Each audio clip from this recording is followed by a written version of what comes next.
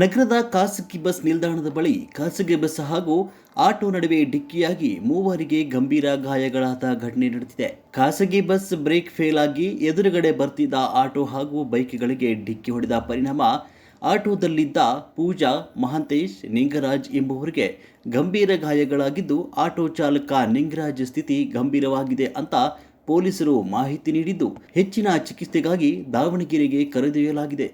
ಇನ್ನು ಬೈಕ್ ಸವಾರರಿಗೆ ಸಣ್ಣ ಪುಟ್ಟ ಗಾಯಗಳಾಗಿದ್ದು, ಚಿತ್ರದುರ್ಗ ಜಿಲ್ಲಾಸ್ಪತ್ರೆಯಲ್ಲಿ ಚಿಕಿತ್ಸೆ ಮುಂದುವರೆದಿದೆ.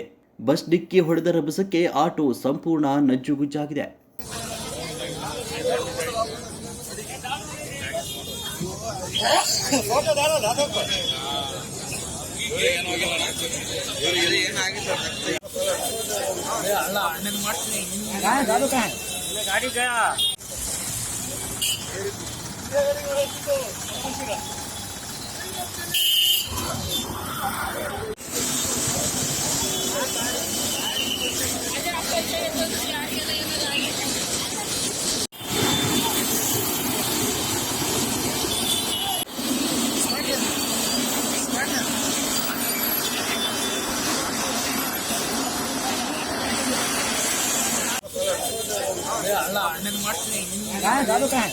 गाड़ी गया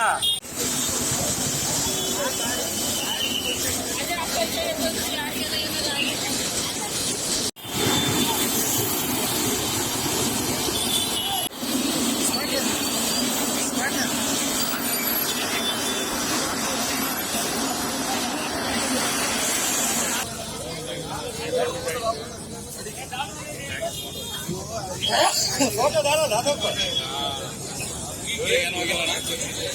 ಏನಾಗಿಲ್ಲ